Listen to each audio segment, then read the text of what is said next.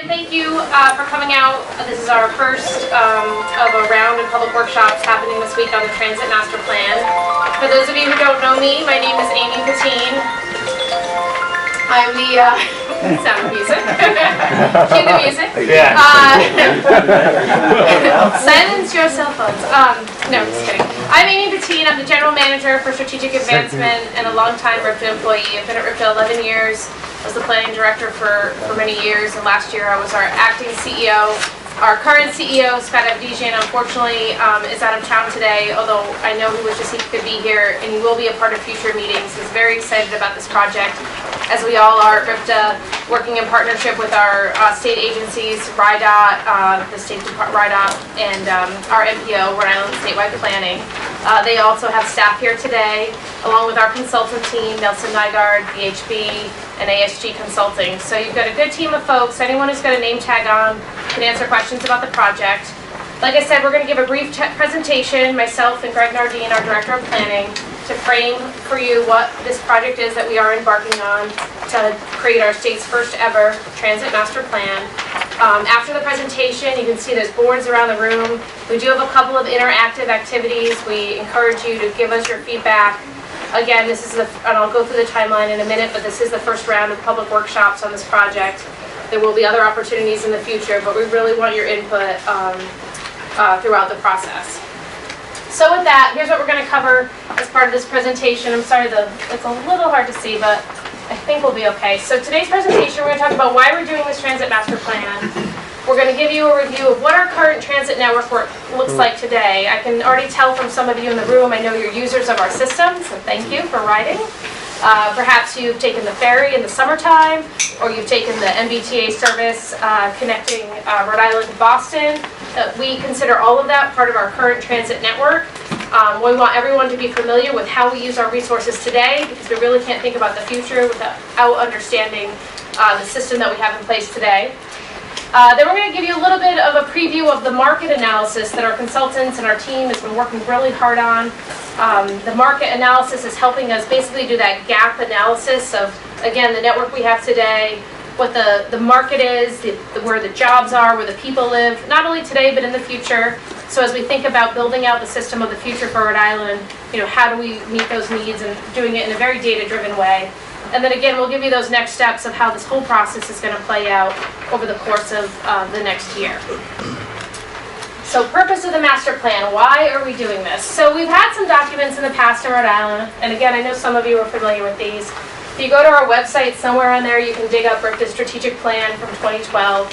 And again, this was more of an agency document that was about us improving our internal processes and performance, really helping our agency have transparency and accountability, getting our capital program going, developing KPIs. Again, being the best transit agency we can be to our customers and our stakeholders. I'm sure everyone in this room is familiar with RIDOT's RhodeWorks program, which came out in 2015, which set a 10-year vision for state of good repair for our state's roads and bridges. Another document that's not mentioned here is the Comprehensive Operational Analysis, or COA, a very public process we did a few years ago. That was basically an audit of our services, took a deep dive into all of our routes, got a lot of customer feedback around where routes go, where bus stops are, how to improve what we do today. But it was intended to be a cost-neutral exercise. It wasn't about looking to the future if we had more resources. So I think that's the difference of what we're talking about today. We want this Transit Master Plan to not be constrained by the current resources that we receive for transit in our state, for rail, bus, and ferry. But we really want to think multimodal and towards the future. So we want us all to think big. Going on concurrently, you may have been to a public meeting recently on the Long Range Transportation Plan. This is an effort that we are coordinating with. Statewide Planning is taking the lead. This is all modes of transportation. It is a federally required document, but it is one, again, that looks to the future and presents different scenarios for our state for how we can invest in our transportation program. There is a bike master plan and a transit master plan that are feeding into this larger effort. So we're here today to talk about transit. And so we're calling our plan Transit Forward. It's Transit Forward 2040, so we are looking out to 2040. But within it, a la RhodeWorks, I think you're going to also see some near-term recommendations, 5 years out, 10 years out, because we want to get going. We know there is a clear need for more transit service in our state, and we are ready to make the case as to why that's important, not only for the people who use our system, but to the larger economy, the environment, public health, and all the other benefits that come with a strong regional transit system. So what kind of questions are we going to answer? I've already talked about this, but we want this to be visionary. We want to think big, not only in the near term, but certainly out to the long term as well. And how are we going to get there? So these investments could be service, so could, again, ferry, rail, bus services. It could also be capital investments in our roadways, in our passenger facilities, in intermodal connections.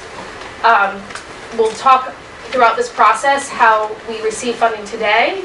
As I'm sure, again, many of you know, our state primarily funds transportation through the gas tax. But how can we not only think about if we're using those resources effectively today, but what additional resources might be needed to fulfill a larger vision? There's a lot of great examples in other states, from sales tax to user fees to tolls.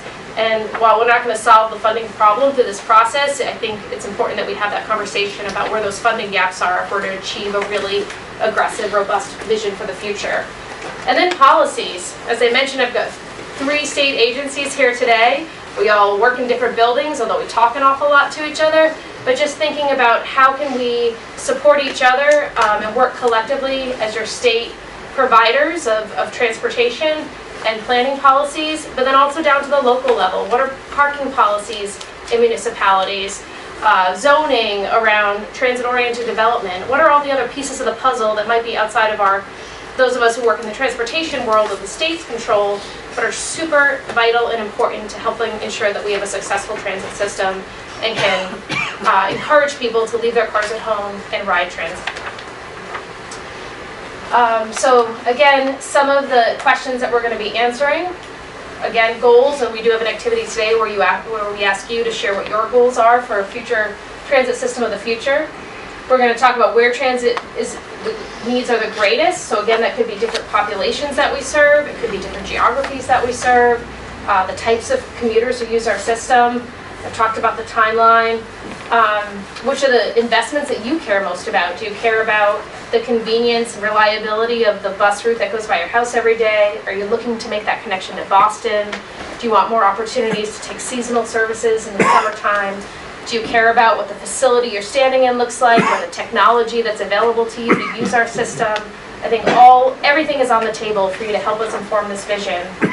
And there is some funding in RhodeWorks. When RhodeWorks was passed, again, back in 2015, again, the primary focus was maintaining our road and bridge program, but there is money in there. It's about $70 million in the outer years of the RhodeWorks program for capital investments in transit. And so again, as part of this process, we're looking to prioritize out of the gates, how can we take advantage of those capital funds that our transit advocates fought very hard to include in the RhodeWorks program. It's a great opportunity for us to hit the ground running and make those infrastructure investments in our corridors and stations. And then what we can afford. So again, we've struggled a lot, I think, as a team to think about how aggressive do we want to be in presenting a vision for the future. Those of us who've worked in transit a long time will tell you, gosh, there's a lot we could do today with more money, and we want to be mindful that if we go too big, places like Nashville or Cautionary Tale, where they went out to the voters for a very large referendum for transit improvements, it failed. I think most places are seeing successes with transit referendums or campaigns to identify additional resources, but we want to keep this in scale with reality because we want it to be achievable.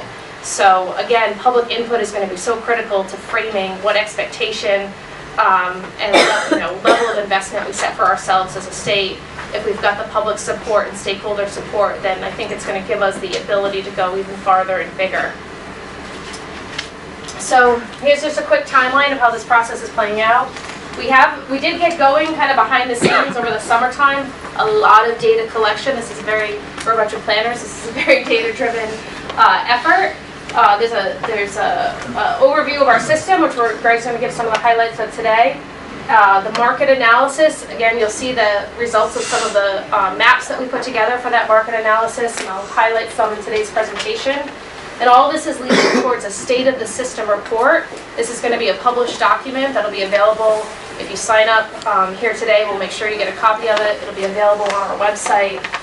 But again, it's going to be the sort of snapshot of here we are today as a state, and the system that we provide. And then that market analysis is going to really tee up where those gaps are in terms of how well or not we're meeting demand today, and then looking ahead to the future. We're giving you an opportunity today to help weigh in on the vision and the goals, and just again kind of setting the stage for how big we want to go. And then moving forward, going into the new year, we'll be identifying strategies. I'll give you some examples of what some of those sort of early strategies that we're thinking about, just to get your thoughts going. But we'll be back out to the public in 2019 to formulate those in a little bit more detail and develop some scenarios about what your future transit system could look like, and then tie it back to the funding and policies with a set of recommendations coming out Sarah's spring, summer? Yeah, so next spring, summer. I'm looking at Sarah Engel, who's our project manager. I should have given her credit at the beginning. She's been working really hard. And then throughout this, we've got a website for the project. I think it's all over the materials here today. This presentation will be on there. Any public feedback we collect, we're going to be as transparent and share as much as we can. So please check back often. And I think there's some interactive activities on the website as well. So I kind of just reviewed this. There's the project website, transitforwardri.com. In addition to these public workshops this week and future ones, we have been doing some presentations to local groups that are expressed interest in the project. We did a couple of dozen interviews with industry leaders around the state, so that's leaders of companies in Rhode Island, advocacy groups, elected officials, just really tried to hit it on all the different topics to get an unvarnished opinion of how folks think our system is working today and investments they'd like to see in the future. We had our consultants do those interviews without staff in the room, so again, they could give their honest, unbiased opinion. And like I said, we've been analyzing how our system is performing today and done market demand analysis as well, which we'll highlight. So if you're here today, you clearly have an interest in transit, and we're really thrilled with the turnout, so thank you for coming. But we are framing this within a larger conversation. Transit is sort of a means to an end, and I won't read all of these on the screen, but we really want this conversation to not just be about, again, transit, but about public health, about the environment, about job access, livable, healthy communities. And we will be framing all of our recommendations within that context. If we're not hitting on these larger goals, then we're really not succeeding in providing our state with an effective transit system. So that's the big picture of why we're here and what we're hoping to get out of our state's first transit master plan. I can't remember if I said that, but I think it is important to note this is the first that we know of transit master plan for our state. Again, lots of regional plans and other documents, but first time that we're coming together, multimodal, cross-agency, long-term vision for the future.